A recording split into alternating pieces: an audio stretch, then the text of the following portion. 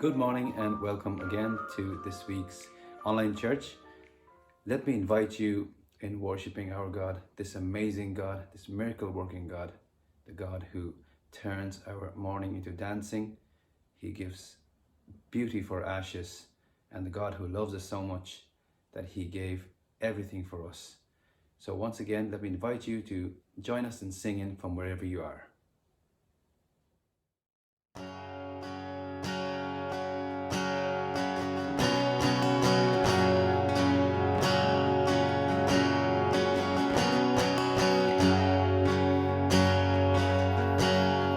And I searched the world, but it couldn't fill me.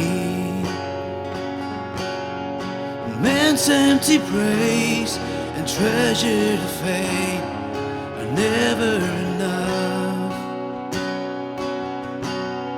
Then you came along and put me back together.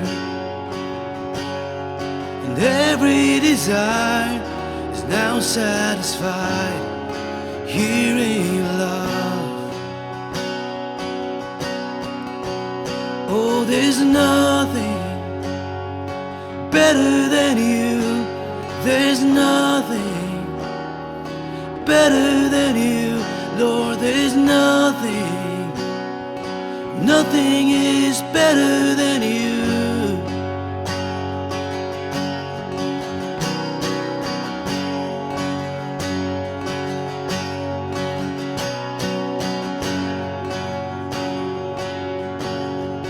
I'm not afraid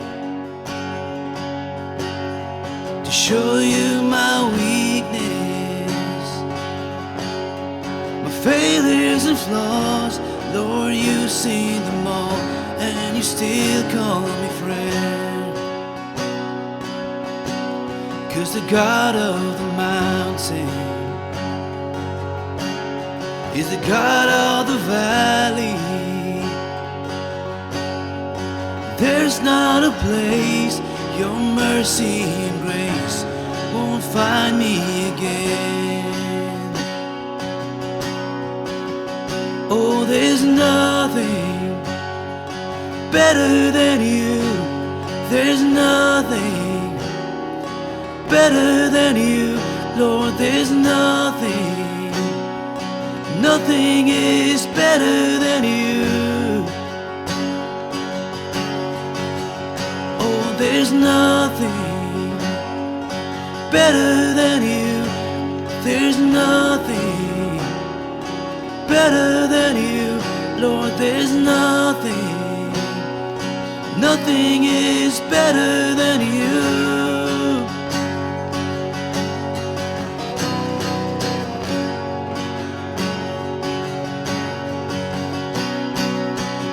You turn mourning to dancing.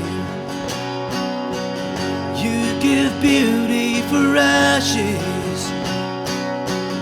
You turn shame into glory. You're the only one who can. You turn graves into gardens. You turn bones into armies. You turn seas into highways. You're the only one who can. You're the only one who can.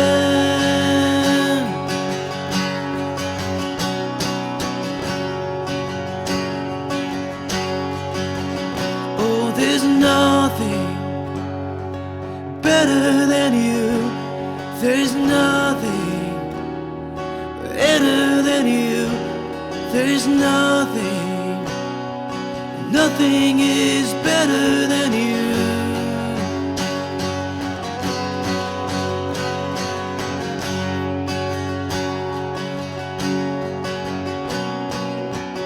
You turn mourning to dancing. You give beauty for ashes. You turn shame into glory.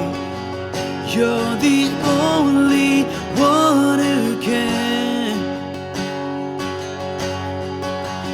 You turn graves into gardens. You turn bones into armies. You turn seas into highways. You're the only one who can. You're the only one who can.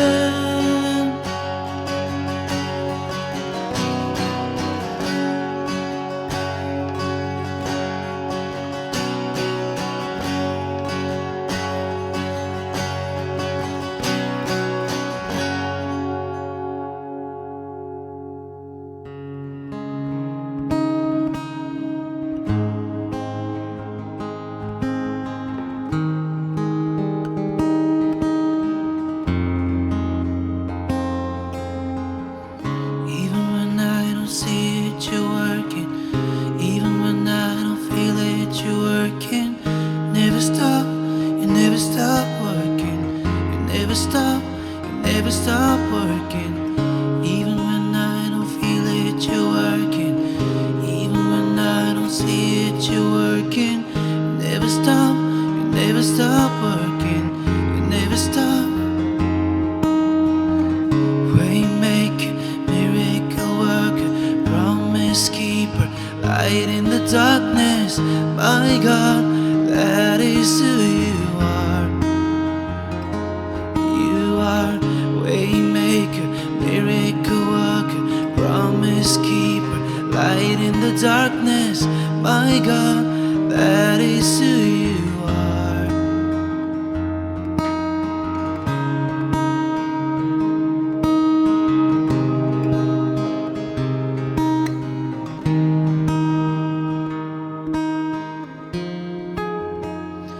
You are here, moving in our midst.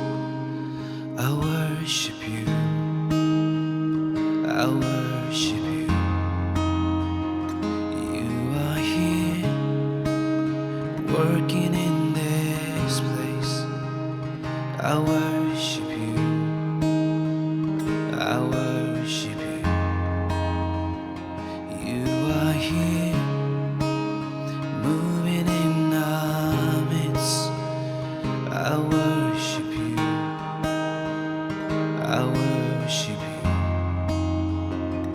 And you are waymaker, miracle worker, promise keeper, light in the darkness. My God, that is who you are. And you are waymaker, miracle worker, promise keeper, light in the darkness.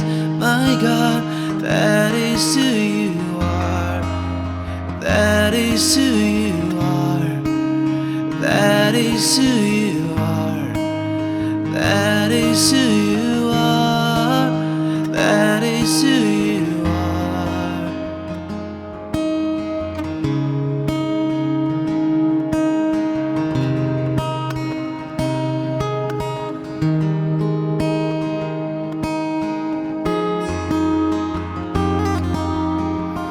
Even when I don't see it, you're working.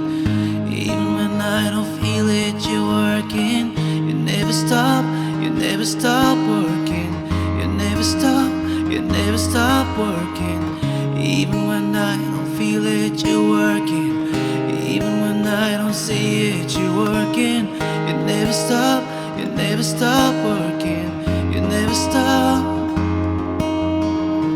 Waymaker, miracle worker, promise keeper, light in the darkness. My God, that is who you are. Waymaker, miracle worker, promise keeper, light in the darkness. My God, that is who you are.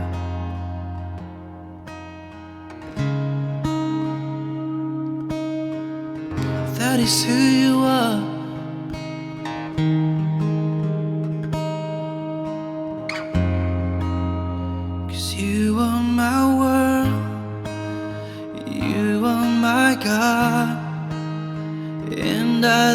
down my life for you. You are my Lord, the one I love. No one could ever take your place. You are my world, you are my God, and I lay down my life for you. You are my Lord, the one I love. No one could ever take your place.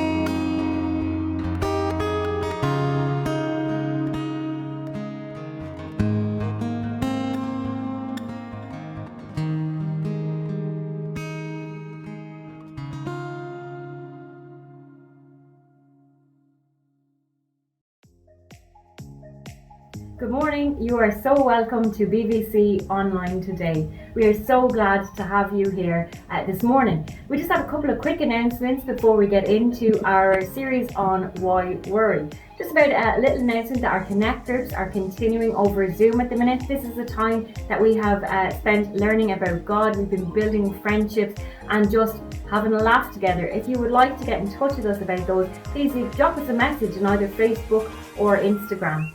Our Kids Land group is still going ahead at the minute. This is the time that we've been using for the kids to just learn more about God, to do some activities at home, some games. We've been having great fun. The link will be somewhere in the box below or along the screen here. If you have been wondering what we've been doing about our COVID group, we have been out and about recently just giving hampers and donations to different people around. Please pop over to our Facebook page. We are continuing to fundraise for that just to see what we are up to and if you are willing to donate. And speaking of donations, we had a very exciting announcement last week about buying our own building. We could not be where we are right now without your generosity. So I am going to hand over to Eric, who has a small video just to tell you the different ways of how you can give. Thank you. Open the Facebook app or go to facebook.com and go to our page, Barrow Valley Community Church. Click the donate button at the top of the page and this will take you to the payment portal. Once this loads, enter the amount that you wish to donate. Below this you can choose whether to use PayPal or enter your card information, either credit or debit card. Once finished, click donate. If you would like to give through our website, go to your web browser and go to bvcchurch.com. On the home page, scroll to the bottom, there's a section called Give. Click on this, and then the page that loads, click on the donate button. This will take you to the I Donate portal, where you can fill in your details. Again, select either PayPal or select credit or debit card. Enter your information, select the amount, select whether it's a once-off gift or a recurring gift, and click next to complete the process.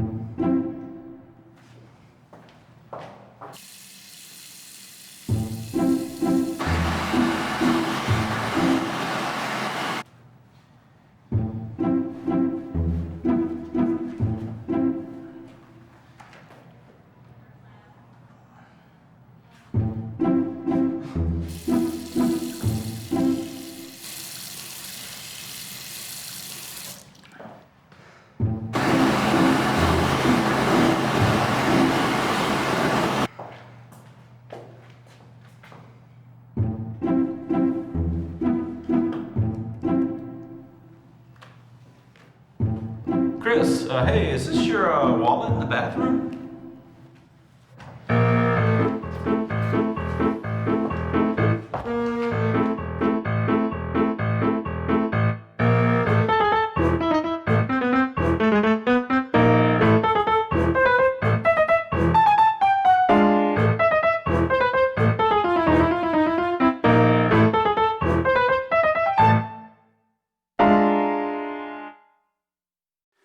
Welcome everybody to BVC Online. We're so delighted to have you with us today, and we've got some brilliant news. We're really excited to tell you that on Sunday 5th of July we're reopening the church, and we'll do it in a phased way as government regulations allow.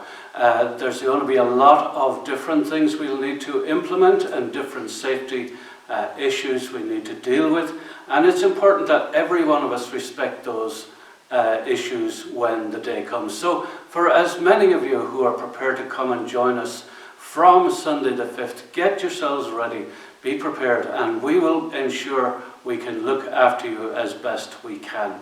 Again, within the boundaries of government regulations and guidelines, we will function as best we can. And it'll be, again, a phased build-up towards what church will eventually look like when it all gets back to a new normal. And again, I say, we're excited. We're looking forward to what's going to happen in the months ahead.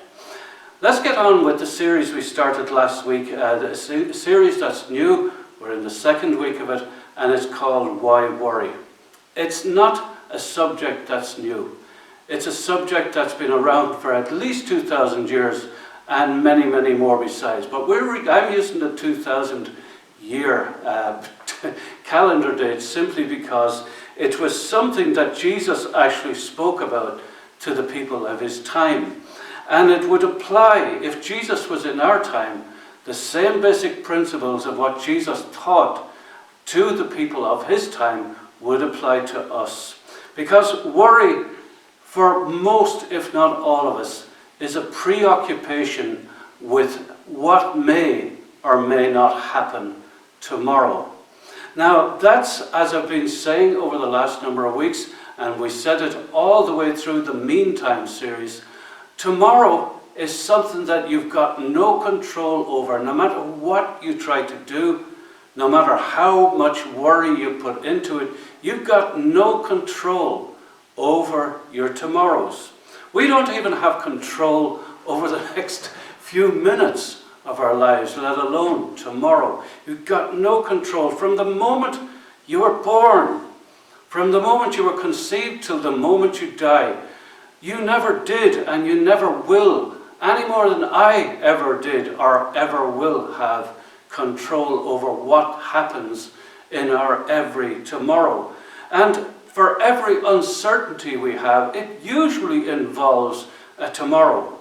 And right at this present moment in time, the concerns of many people still is, even though it appears to be that things are getting better, that still concern is there. Will we get another spike of coronavirus? Will we still catch it? And what will happen to me should I get it? Will I recover? Will I die? You've got all of the other questions in this too.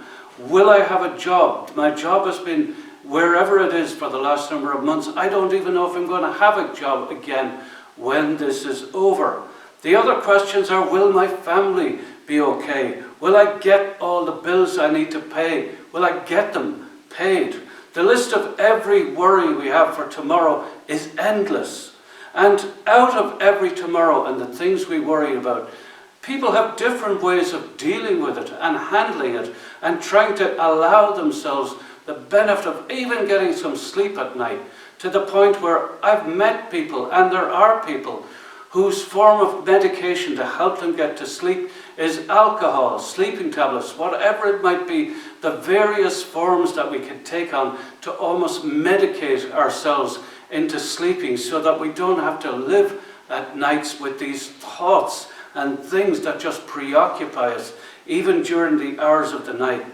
Now, in the Gospel of Matthew, Jesus takes on this very issue, and the good news is Jesus offers a solution. What he had to say was amazing, absolutely amazing.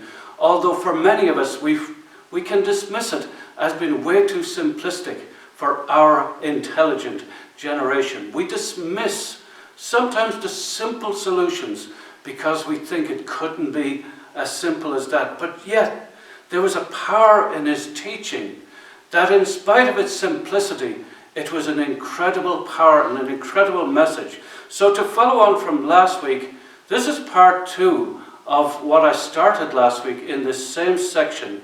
And hopefully, it'll connect what I said last week to what I'm saying this week, and the two will all make better sense to you. Now, if you happen to be somebody who didn't see or hear last week's, I just invite you again to take the time, take whatever it is you might need, go back and have a look and put this week's together with last week's, and hopefully it'll make sense. Now, when we look at Matthew's Gospel chapter 6 and the subject that we're looking about, there's an entire section there about what Jesus is communicating regarding worry. And it begins with that subject we started last week of the whole issue of our worry about money. Now, for the moment, let's just leave that and know that the whole thing, right to the end of the chapter, is all connected together in one discussion that Jesus is putting out there. Now, I think what's sad is very often when I hear this section of Matthew's Gospel being quoted, it's usually quoted in fragmented bits and pieces. And the problem with that is if you just quote one section, the whole thing loses the point of what Jesus is trying to communicate. So what we need to do is look at the complete picture from beginning to end of what Jesus is trying to communicate to us in the Gospel of Matthew. Now, the first part of this series, we looked at 3 things that Jesus made very clear to each one of us. And number 1 is that you cannot add to your life by worrying. Now, realistically speaking, when you think of it, worry is a complete waste of time. Why? Because, again, let me remind you, you've got absolutely no control over your tomorrows.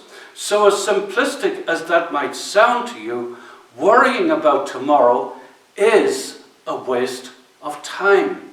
The problem with that is time is a very precious commodity that most of us don't realize we don't have endless time.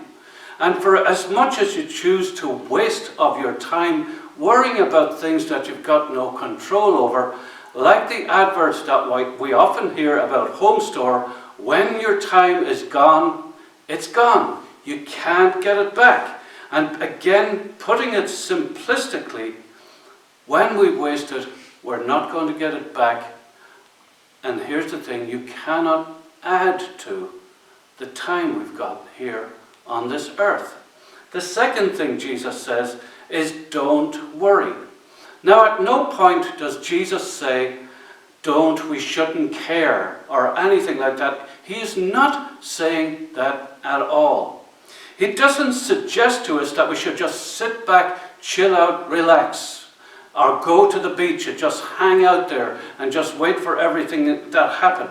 He is not saying that at all, because that is a reckless indifference towards tomorrow. That is also very irresponsible for those who choose to live like that. It's irresponsible living. And when Jesus said, don't worry, that is not what he is talking about. Jesus never demonstrated irresponsibility and indifference in his life and in his ministry while he was here on earth. But what you do find when we look at the scriptures from cover to cover, you will find that God has always ordained it, as much as Jesus encouraged it, as much as the apostles encouraged it, that we work for today. We do whatever it is we must do today and just trust God for the outcome of it all tomorrow. So what that means is, if you're in financial difficulty and struggling with the bills, you make some sort of an effort to do something, whatever you can, be it talk to your debtors, talk to whoever they are, try and negotiate your way of dealing with this. Fill in that job application if you need a job. Take the time to do it. While at the same time, if you're a student, study hard for the exams you've got in front of you. Don't just let the books there and hope it works out good on the day, because usually that's not a good idea. Prepare yourself, study, and do whatever you must do. What about that broken or damaged relationship? Don't just leave it. Do something about it today. But yet, here's the thing. We need to learn to trust God with the outcome of tomorrow's events. The third thing that Jesus taught is that the things you are devoted to are the things you worry about the most. Now, if you want to understand the source of your devotion, then you need to track the source of your worries. And you'll find that actually what we spend a lot of our time and energy doing is worrying.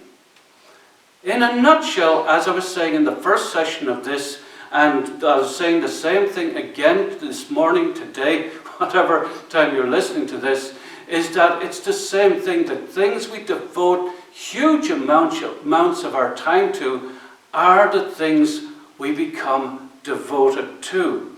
Now, here's what many of us don't think about too often, but it's a reality when we stop, is worry totally affects our emotional well-being. And there's nothing that controls our humanity as much as our emotions. When something has got our emotions in its grip, whatever that something might be, it takes time, it takes energy, and it takes devoted time, even being preoccupied by whatever it is that's on your mind, worrying you, and so on. Remember the context from which Jesus is coming from, and we said this last week, especially in regards to that devotion to God or devotion to money. The context that Jesus is coming from is your devotion choice. Yes, it's a choice because, as Jesus says, you cannot do the two. You cannot serve God and money. You cannot serve God and your stuff and your things. There's no sharing equally between the two. You're either devoted to God or your stuff or your things or everything else. It's either one or the other. Now let me remind you, I didn't write Matthew's Gospel. I didn't record what Jesus was saying. Jesus himself said it, Matthew recorded it, and I'm only telling you what it is that they said. So, we pick up the subject this week, and what you will find in the remainder of this chapter is Jesus actually challenging our belief system. Now, let me say that again.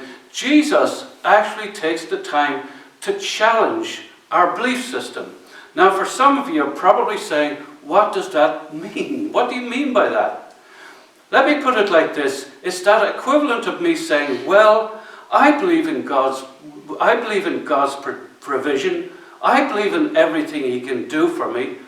I can say that, and that's nice, but those are just words. Sometimes we need to realize that a lot of stuff comes out of our mouths, but they're words right now. Now, to help us understand what the point Jesus is making here, let's look at verses 27 to 29 of Matthew's Gospel, chapter 6. And Jesus says this, first of all, that question, can any one of you, by worrying, add a single hour to your life? Answer, no you can't. And if you've got some secret that the rest of us don't know about, send me a message afterwards because we would love to know. So the answer is obvious. We know that it's true. We can't do it. We simply can't do it. Now listen to the rest of it. And notice how Jesus puts it. And why do you worry about clothes? See, there's a question again, Jesus putting in, like as though a reminder of, though you should know better. And why do you worry about clothes?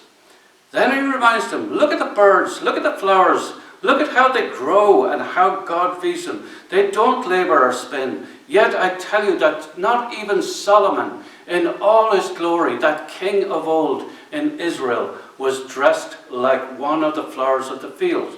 Here's what Jesus is actually saying. If you believe in God's provision and care like you say you do, then why are you worried that he won't come through for you? Why are you behaving as though God doesn't care about you?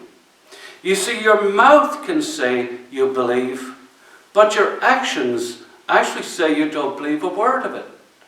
You see, in fact, the thing that most of us need to understand is we can say a lot with our mouths, and we can say all the right words because we know a lot of the right words.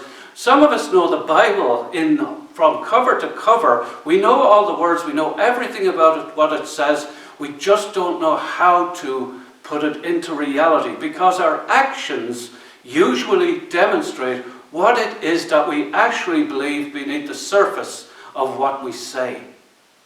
These verses remind us that it is God who put the creation order into place. The beauty and the splendor of creation. He put it into place. He also ensured that those birds up there who just do what they do are fed, and he looks after them and so on, and the majesty of it all. Now, assuming you actually believe this, that God did all this, put it all into place, created it in all its majesty, even down to taking care of birds. Assuming you believe that, why are we behaving as though God doesn't really care that much for us? See, when we worry, when we're preoccupied by worry, we're acting as though we don't believe he's going to take care of us. Yet Jesus reminds us that we are more valuable in the eyes of God than either birds or flowers.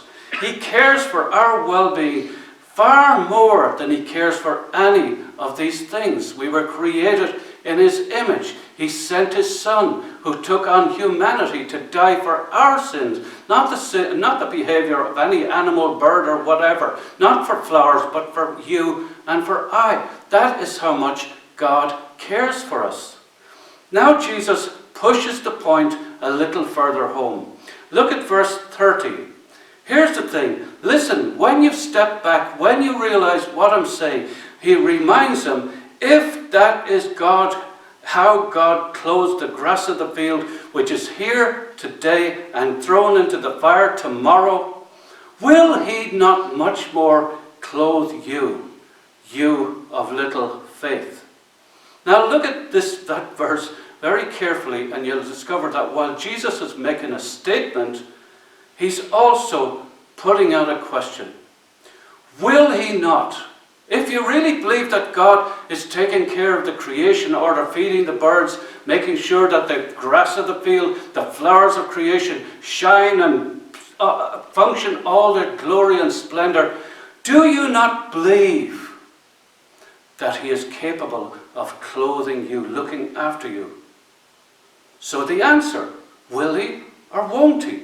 Do you really believe that God regards care for you and provision for you far more importantly than anything else? See, the reason we worry, and Jesus himself said it in the verse earlier, you of little faith. Don't you believe? Why are you behaving like this? Listen, step back, watch the birds. Look at the flowers in the fields.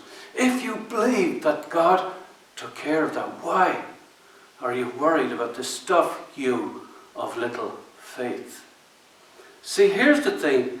The reason we are worried very often is because our faith is so small. See, what that actually says is your confidence in God is very, very small. It's very poor, to say the least. You've got all the right language about God. You understand, you know all the theory about his care and provision. You know all the right songs to sing about God's amazing grace, about God's power and wonder.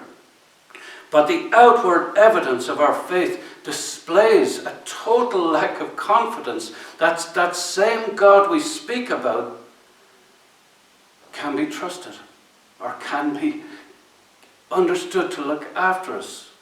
Now the other side of that is the greater our faith actually is, the greater our confidence in God is, the smaller our worry will be.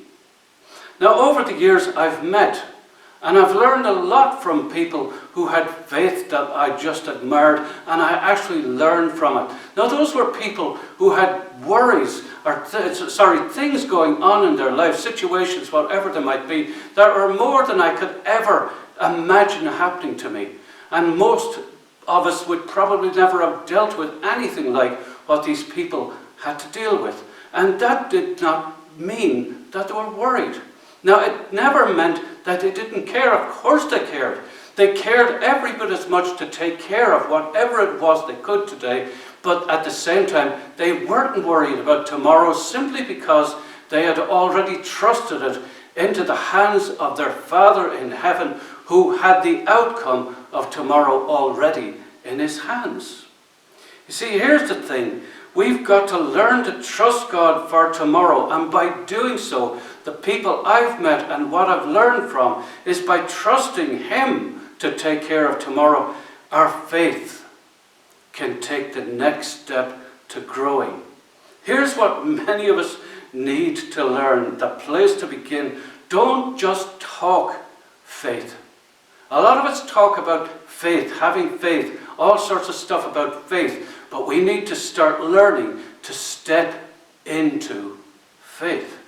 Faith is one of the many, many words that we can use that is absolutely useless.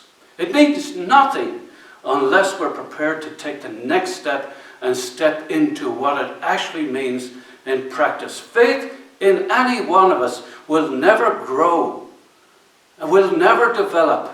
Our confidence in God will never develop, will never grow until we start learning to step into it. So Jesus again renews the challenge to our belief system.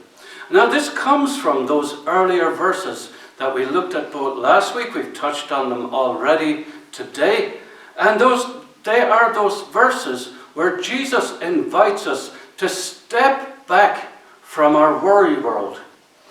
We're in this bubble, in this little universe of our own, caught up in all of this stuff, worrying about what we will do, what will this, that, and the other, all of the stuff that goes on, whatever it might be. And Jesus' invitation to those people back then was to step out of it, to step out of that situation and look at the bigger world, at the glory of how God created it by looking simplistically at how the birds function, and know that while you're watching them, those same birds, He, the Heavenly Father, has already chosen to feed them, take care of them. And the question that Jesus puts out in all of this, if that's how God works, if you believe that's how God works, if that's how much He cares for birds and for flowers in the field, will He not take care of you? So if you've got all that and can't find yourself arguing against it, here's what you need to do. We find that in Matthew 6 and verse 31. So do not worry, saying, what shall we eat? What shall we drink? Or what shall we wear? Now note again, the language is future tense. What shall we? What will we? All the what will we? What's going to happen in the future? What we do later on in all these things? Can you get the sense that Jesus is making a very strong point here? Now let's again remember, like I said last week, say it again this week. If I've said it already, I can't remember, but I'm saying it now anyway, is that food, drink and clothing were very important worries of that time and culture, simply because of the lifestyle and the communities they were in and the world around them. Now those are things that we normally take for granted in the Western world, but yet we've got worry points of our own in our time and culture, whatever those worries might be. But it's the same basic root problem that all of us have. So if Jesus was here today, he would apply that very same challenge to us as he did to the people in his time. Especially if you claim to believe in the goodness and the provision of God for us. Not that you shouldn't care, not that you shouldn't be indifferent, but we've got, again, I'll say it, no control over our every tomorrow. And those things you worry about, remember again, they take time, they take energy, they take huge volumes of our emotion from us. So all of that energy pumped into making sure that the little universe we've tried to build ourselves around is swallowed up with a form of devotion that comes in the form of worry. Now, here's the thing. The thing that Jesus is really putting out to them, that all of these things are the wrong things to allow control your devotion. Now, you might ask the question, why would I say that? Listen to how Jesus answers this question. Verse 32 of chapter 6 in Matthew's Gospel. He says to them, "For the pagans run after all these things." That's what they devote themselves to. So, what's Jesus actually saying here? Well, here's what he is saying. If you are so stressed out about all these things, if you've got the weight of the world on your shoulder, and all of this uncertainty is keeping you awake, keeping you stressed out, affecting your family, affecting your friends, affecting every form of your life, you're absolutely miserable right now, you're so worried about your every moment of every day, then here's the problem. Yet, at the same time, you might claim that you believe and trust in the God of your salvation. Here's the question that Jesus is putting out there and trying to get us to think about. If that's how you're acting, then what makes you different to any person out there who doesn't even believe there is a God? Yet the implications of what Jesus is saying to the people he's communicating with, you're behaving as though you don't believe either. You're behaving exactly like an atheist does. You talk belief, but you behave as though you don't believe anything at all. You see, the way we can behave when we worry and when our lives are devoted to worry and taking up huge chunks, massive chunks of our time and energy, we behave as though the God we talk about is totally powerless, is incapable of doing anything. So here's a big question. Is that how it should be? And the other question, what then would be the difference between you and a person who claims to have no faith? What's the difference if you both live and behave the same way? Should it not be that when someone looks at your life, they should see a very different response when it comes to the issue of worry? Should you not be in that place where when they know you've got stuff on your plate, but they see something in you that's dealing with it differently, should it not be that they come to you and say, wow, I know you've got all this stuff going on, but there's something, I can see a peace in you, I can see that you've got a handle on this, tell us what the secret is. Should it not be that when our faith and confidence in God is actually lived out in practice, that people should be coming to you and saying, I want in on this, tell me what the secret is? Should this not be your opportunity to shine and let the glory of God be displayed in and through you? This is your opportunity to testify to the power of God in a crazy and uncertain world, and we are certainly living in that kind of a world right now. You face the same issues, but they've got no control over you. That's how it should be when our confidence is in God. This is your opportunity to shine. That's what you are called to do. Jesus himself said it elsewhere, let your light shine. How can we let it shine if we're behaving like everybody else? If there's no difference between us and the person out there who doesn't even believe in God? Why should it be? You are called to bring hope to life. Now, how can you possibly do that if you're behaving like somebody who's got no beliefs whatsoever? You may as well be a pagan because you are behaving just like one. And again, remember, I didn't say that. I'm quoting what Jesus is implying. See, the struggles and circumstances that we all face each and every day, they're not uncommon. Everybody faces them at some point or another in their lives. The difference is not the trial itself, not the circumstances, whatever that might be. The difference is not that, but the difference is in how we respond in it. How we respond to God's grace while it's on offer. Either you join the unbelievers and you behave like they do, and nobody knows one from the other because you're both just a bunch of weeds in a field and they all look alike, and that's how they are.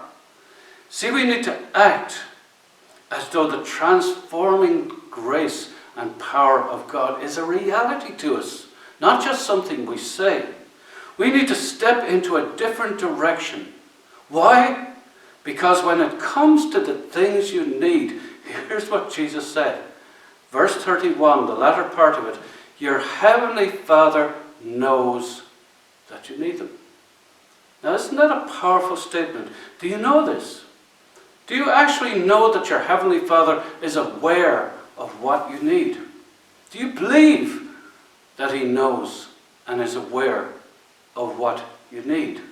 Wouldn't it make a massive difference to our sleep pattern, to even our physical and emotional well-being, if our lives were built on the confidence of knowing that our Father knows, just knowing that our Father in heaven knows about these things? Surely that would be a comfort to us. Now, it might not change anything about tomorrow's outcome, but that he knows and that he cares and that he will take you through however that might look. The fact that he knows means that these issues, whatever they might be, are also important to him. See, God is not indifferent to what goes on in our lives. See, he knows everything about what I need, what you need, not what I want. See, he knows all about what we want too. But what we need and what we want are two totally different things. But yet he knows what you need. He knows what's good for you, and he knows all these things. And here's the thing, he's got it all in hand. And most importantly, he knows and has a plan for your every tomorrow. And this isn't it doesn't matter kind of issue, because it does matter. And it should matter to you a lot that your Father in heaven knows, and that he can be trusted to take care of it. And if you really believe in that, if you really believe it, not just with your mouth, but in your heart, in practice, in reality, then the things you worry about will subside, they will recede, they will just fade away into oblivion, because you will suddenly realize, if you've never realized it before, as much as I encourage you to get a grip on the fact that we've got a Father in heaven who fights our battles. Are you not confident in this? Now, Jesus concludes this conversation with a solution. He began this section of the chapter with the issue of serving God and money. You can't do it.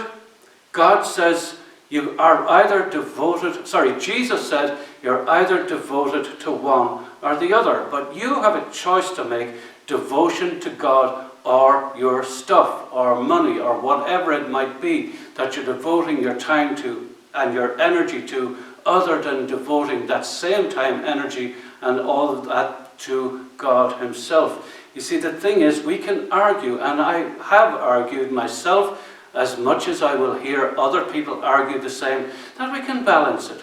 That's a lovely little argument, as long as we get the balance between one and two, or the other. And here's the thing, no. There is no balance. And Jesus made that very clear. Jesus says you can't. You might argue, yes, I can. I'll get the balance right. I'll do it right. But God says, okay, go ahead then. But I won't accept it. And that's what Jesus is saying here. You can try to balance all you want, but yet you have a choice to make between devotion to God or devotion to whatever it might be. See, it really is a devotion issue, and most of us need to badly to redirect our devotion from the stuff that's important to us and divert that same time, that same energy, that same emotion towards our devotion to God. The solution to doing this is something that many of us have heard. We maybe even sang many songs about it. You haven't heard it once, maybe you've heard it twice, maybe you've heard it 1,000 times, and Jesus says this in Matthew's Gospel, chapter 6, verse 33. Here's the solution. You can't serve God or you can't serve money. You've got a choice to make. Where does your devotion lie? And here's what Jesus tells us to do. But seek first. Not second, not in a balanced way, but seek first his kingdom and his righteousness. And all these things will be added to you as well. God's kingdom first. In other words, what you've been seeking first in your life, what you've been prioritizing your time and energy about, are all the wrong things. All these things that you've been devoted to over the years, for however long you've been worried about them, caught up with them, they have led you to being in the place where you are today. You have devoted your time and energy to all the wrong things. Now, to many of you, that might sound very harsh and so on, but let me remind you, this is Jesus speaking here. And he's challenging you that there is a better way. There is more to your life, as he said last week. Your life is far more worthwhile than just these things we are caught up in and destroying our souls from the inside out, destroying our families, destroying our world around it, destroying ourselves, whatever way we care to word it. There is far more to it. There's a bigger picture. There is life outside of it, and that's Jesus' point. And at the same time, he gives an invitation to every one of us to surrender our devotion to God and his kingdom first. Earlier in that same chapter of Matthew's Gospel, Jesus says the very same thing in a very different way. And it's in wording that most of us, if probably not maybe all of us, are well familiar with. But again, let's remember, it's saying the same thing. Here's what he says in verses 9 and 10. How familiar it's going to sound to you when I read it. Our Father in heaven, hallowed be your name. Your kingdom come. Your will be done on earth as it is in heaven. See, that's again Jesus re-emphasizing a point he made earlier. Seek first God's kingdom and his righteousness. First the kingdom. Our Father in heaven, hallowed be your name. Your kingdom come. Your will, not mine, your will be done. Our Creator, our Redeemer, is inviting each and every one of us to join him and be a participant in fulfilling the greatest purpose and mission in the history of humankind, to see the mission of God fulfilled on this earth. We are called to put that choice of devotion before all others. And isn't that incredible? It's a challenge to change the direction of our devotion from stuff that has been important to you to stuff that's especially important to God. Sometimes it's the difference between what's important to me as opposed to what's important to God. What is more important to you? His will or mine, yours or his? We are called to surrender, to stop fighting against God. Let him have his way in you. Let his will be done in and through you. And the question in all of this is, will his will be more important than what you want to see happening in your own little empire? And you will probably answer again, yes. But even yes is nothing more than a word we say. That means absolutely nothing unless you're prepared to follow through on it. In Irish culture, one of the most common things is to hear so many people make all sorts of promises, say all the right sort of things. And I'm 100% Irish myself. My name, Paddy, verifies that. And let me say that most disappointing is that so many people give you the word on something but never follow through. And how does it come across? It comes across to me like I cannot trust that person. They say all the right things, they make me all the promises, they even sound believable, they have all of the right language, they're enthusiastic, but yet when it comes to the follow-through, never happens. And the old saying, that person is just full of hot air. Sometimes we need to live the reality, be people of integrity, and in this case, godly integrity, that when you give your word, when you step into the promise, or when you claim you'll do it, and you will follow through. Not just the right words, not when you're on an emotional high, but choosing that my devotion belongs to him from here on in. I'm not going to prioritize my time and energy with all of the other stuff that's been destroying me up to now. God first, it's yours, and every tomorrow that I have is within your control and outcome. And that's the thing, the change of direction in your devotion. And here's the promise. Here's the promise. That's an incredible promise to wrap it up. And when you do this, when we submit our wills to his, when we follow through on a devoted devotion to him, all these things will be given to you as well. All of the things that you're worried about will be given to you as well. He's going to take care of you. And that's why in verse 34, Jesus reminds again, therefore, because of all these things, because of everything about who God is and what you're claiming to believe in, therefore, don't worry about tomorrow, for tomorrow will worry about itself.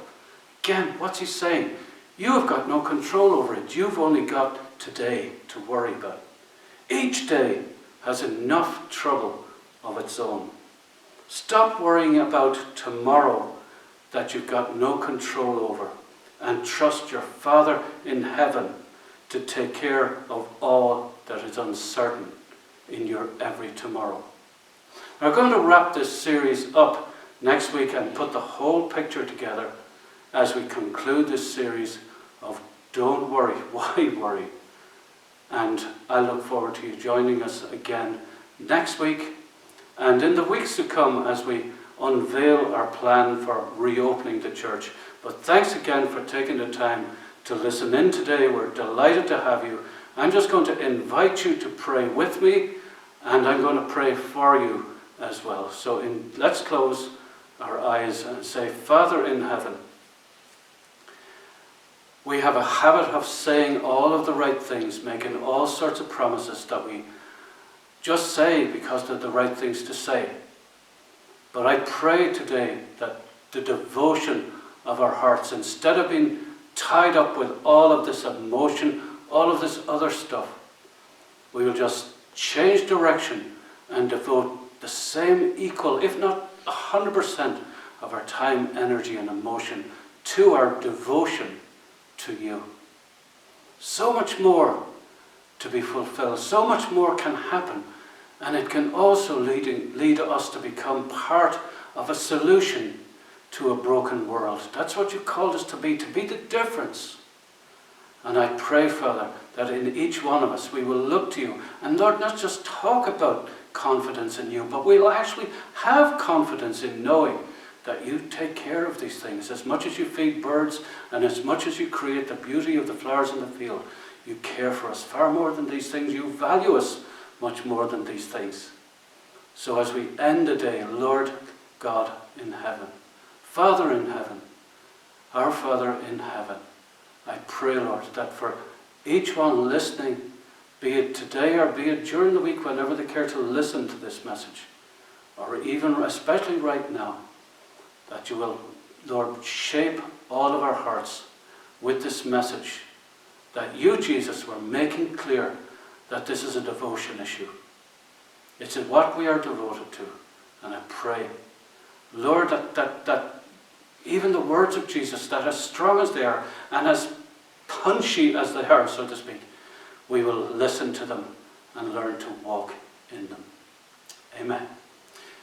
Now again, let me remind you, as much as we have over the last number of weeks, if anyone wants to send us a text, an email, ask questions. Feel free to ask whatever you want. If you want us to send a copy of a John's Gospel or any other information you care to look for, however it is we can help you, please send us a message and we'll be delighted to hear from you. Thank you to all of those who have been sending in the occasional message and so on.